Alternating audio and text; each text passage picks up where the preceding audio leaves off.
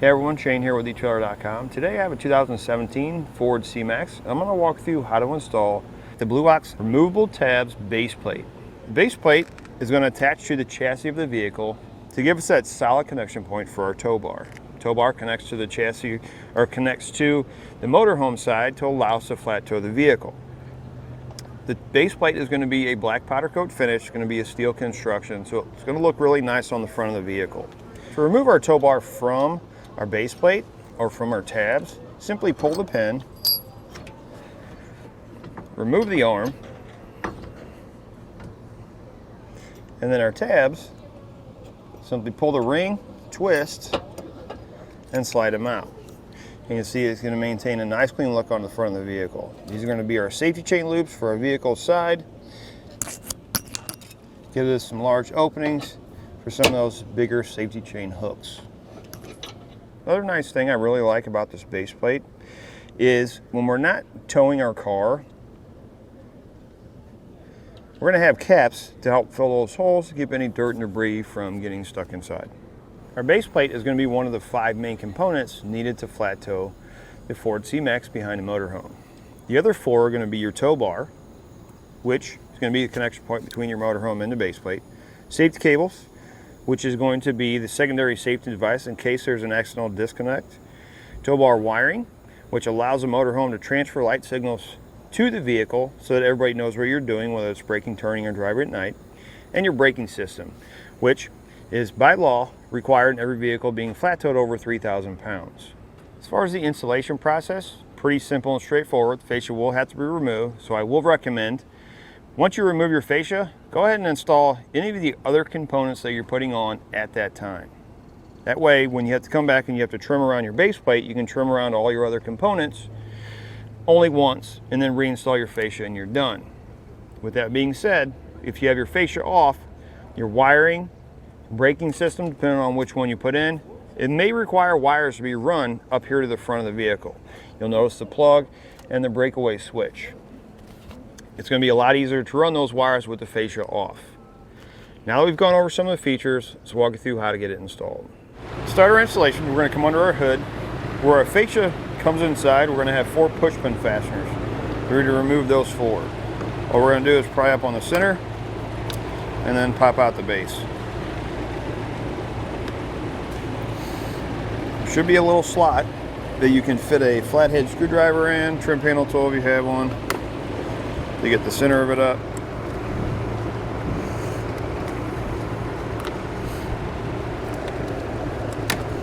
Next, we're going to take a T27 Torx bit. Right behind our fascia next to our headlight, there's going to be 2 bolts. We want to remove the inside one. We'll have one of these on each side. Next, in each wheel well, T27 Torx bit, we're going to remove this bolt here. You're going to have one right here, and then right up top, going from our fascia to our fender, there's a push pin fastener that needs to be removed. We need to do this on both sides.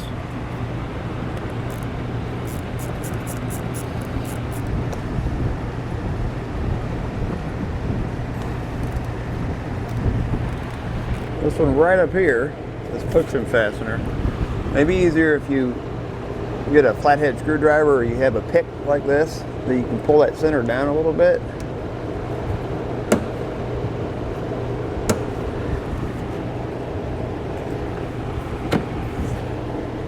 Next, we're going to come underneath the bottom edge of our fascia right here. We're going to have 6 push pin fasteners we need to remove. 1 here in the corner, 1 here. We have 2 in the center and then 2 on the opposite side. We want to remove all 6 of them. These, you're going to remove them the same way you did on the top ones underneath the hood.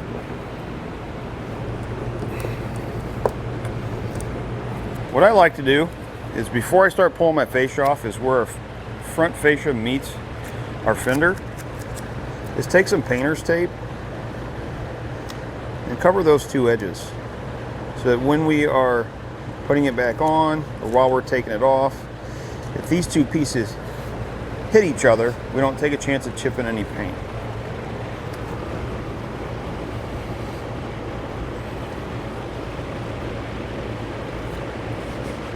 Next, we can start pulling off our fascia. It's a good idea to have an extra set of hands, but if you don't, take the box that your base plate comes in, set it underneath the bottom edge of the fascia. We're going to start on one corner and work our way to the center. Keep in mind, sensors, fog lights, anything like that are going to be plugged in, so as you're taking it off, you just don't want to pull it off. All we're going to do is you're just going to kind of pull out on it.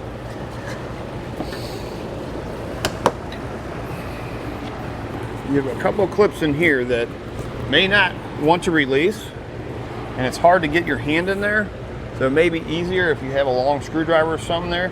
Go in and just kind of push up on it and it will release it.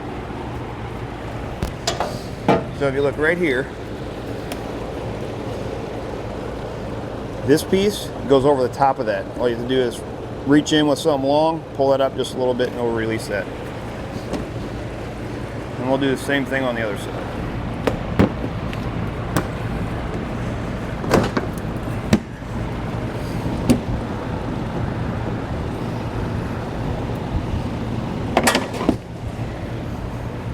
On our driver's side, we're going to have a large plug here. We need to disconnect that.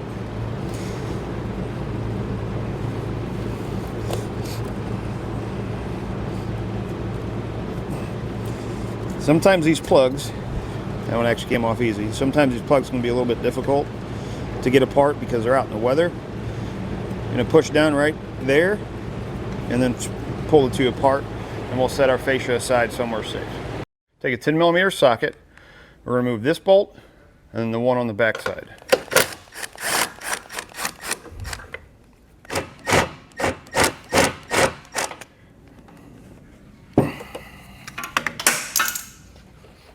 Pull out your second bolt. Then we need to remove these two lines. They are going to leak.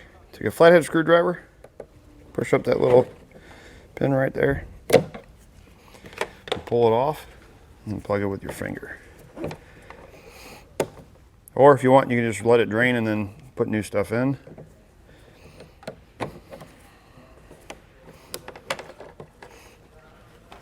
This. Let me slide this out. 10mm socket. You're going to have a bolt on the back side of your horn, or on the bottom side of the bracket. You're going to remove that so we can remove the horn.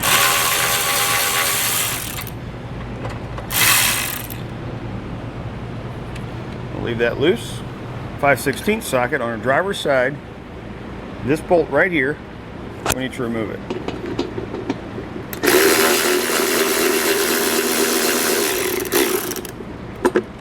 We're going to take our T27 Torx bit. We're going to remove our headlights. You're going to have a bolt here, and you're going to have one right up in the corner. We're going to do the same on both.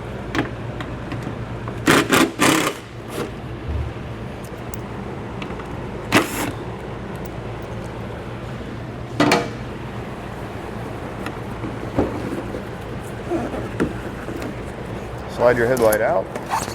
You need to disconnect the wiring. Push down on the black tab and pull out. And we'll set our headlights somewhere safe. Then on the top of each frame rail, we're going to come back to where this wire loom is attached in with a fastener. We're going to pop this fastener out.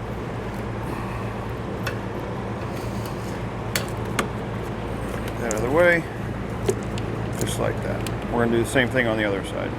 Next, we're going to take an 1.1/8" hole saw bit. That hole, we remove that wire loom. On each frame rail, we're going to drill it out.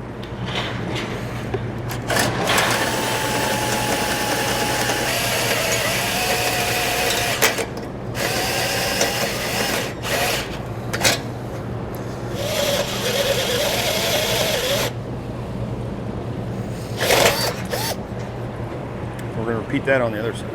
What I recommend after you get your holes drilled is take some Rust-Oleum paint, spray the bare metal. It's going to help reduce any risk of rust and corrosion later on down the road. On the driver's side, the wire loom that connects to the side of the frame rail, we're going to pop that out, pop that little connector out, so we can have access to this hole. We're actually going to be using all three of these, so what I suggest is taking your hardware, making sure it's going to fit in all three holes on both sides of the vehicle. Sometimes on the passenger side, this plate that they have welded to the frame will be covering that hole. If it is, you're going to have to remount that hole so that your bolt fits. This bracket We're going to take it and we're going to kind of bend it down just a little bit to give us room for our base plate to slide up in there, and then we can bend that back later on. Now our horn's going to have to come all the way off, so we'll just remove the wire clip off of it, off the bracket, and then disconnect the wiring. Now with an extra set of hands, we're going to slide our base plate up into place. We're going to take a couple of our bolts, get it lined up with the hole in the frame rail.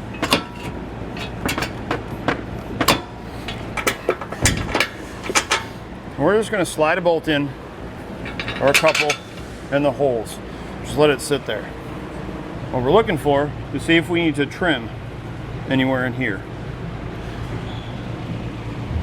It doesn't look like we're going to have to.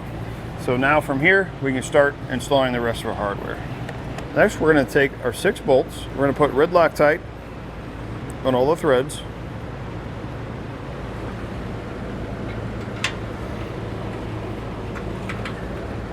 We're going to get our base plate adjusted to where we can get our hardware in. We're going to take the nut plates that come in your kit. They're going to look like this. We're going to feed them through the hole that we drilled and thread our hardware into them. Might have to bend them, try to get them to line up straight.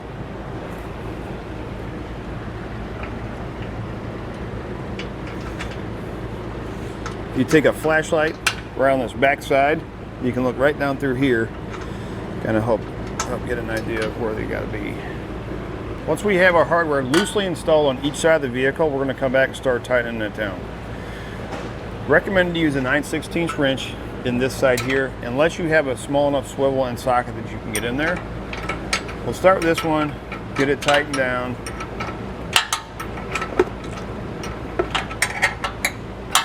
We'll come back with a 9/16 socket and tighten the rest of our hardware.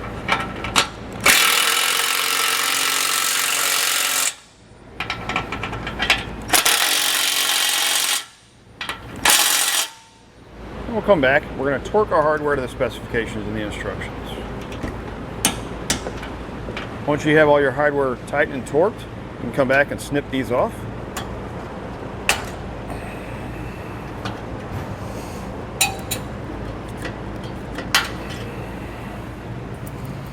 And then you can take the existing, you can push it down inside the frame rail.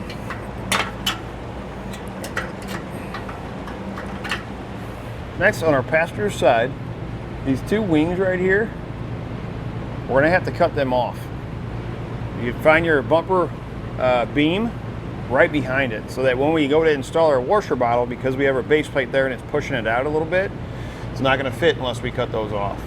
Well, you can just take a rotary tool and trim those down or cut them off.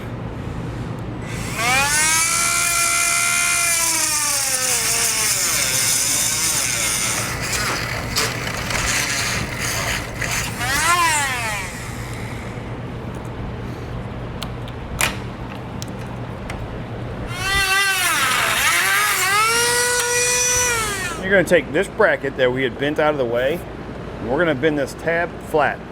You're going to have a bracket that comes in your kit like this. We're going to use the existing bolt, go through the bracket, and thread it back into the hole. On the top side, we're going to use a bolt and a nylon lock nut that come in the kit.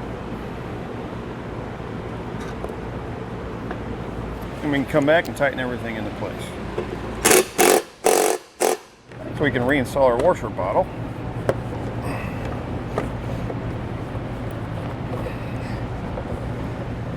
We're going to install the factory bolt back in this back side. We're going to be installing new hardware on the front side. On the side of your base plate, there's going to be a hole in it. This is going to be the new hole where we're going to mount the washer fluid bottle. You're going to take a bolt, flat washer,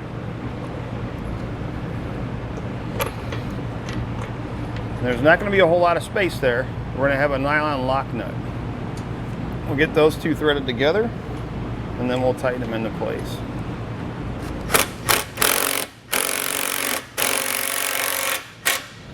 Now we're going to take our horn. It's not going to mount in the right place, but you have two holes on your frame rail. We're going to use this bottom one. The bracket on the horn, you're going to have to bend it out, bend this flat, and bend this tab up.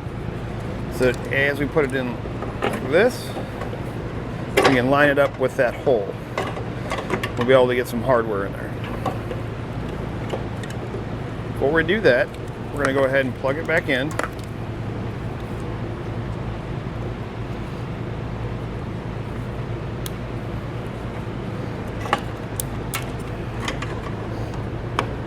Get it lined up with it. We're going to take a bolt. Might be easier to go in from the back side with the bolt. I'm going to put on a flat washer, lock washer, and a nut. And then we'll tighten that into place. That's a good idea. Go ahead and install your breakaway switch bracket on your bumper. Your kit's going to come with self-tappers. What I like to do is line this bent part up, because our breakaway switch is going to mount right here. I'm going to line it up with the bottom edge of your base plate. Center it in between here and here, because this is where our wiring goes, and we're going to have a plug here. Drill a small hole, a pilot hole, in your bumper beam.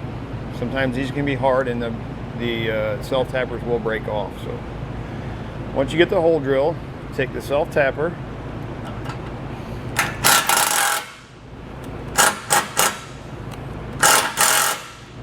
and mount your bracket. And then of course, if you have a breakaway switch, you can mount it there now, and it'll come out and look like that.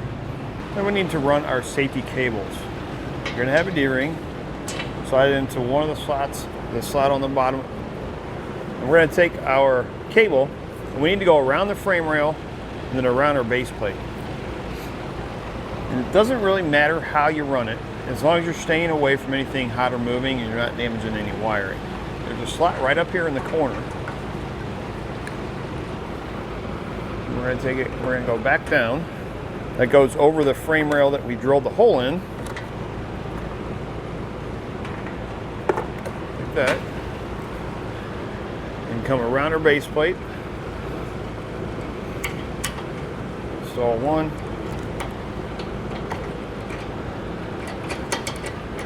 Get the other one on. And we can thread these together. Once you get it on, and tighten that down. And what I'm going to do is I'm going to take a zip tie. I'm going to zip tie this right to my base plate cross beam. Reinstall your headlights in reverse order from the way you took them off.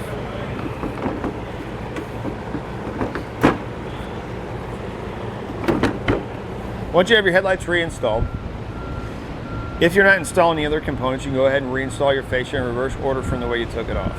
I recommend, before installing your fascia, install any of those additional components that you're going to be putting on, like your diode wiring, braking system, anything like that. It's going to be a lot easier to run your lines to the front of the vehicle before the fascia is put back on. That way, when you go to put it back on, you're only going to have to trim around everything one time. Then you're just going to reinstall the fascia in reverse order from the way you took it off. Once you get it all installed, you're ready to go. So to do it for a look at and installation on the Blue Ox base plate kit on a 2017 Ford C-Max.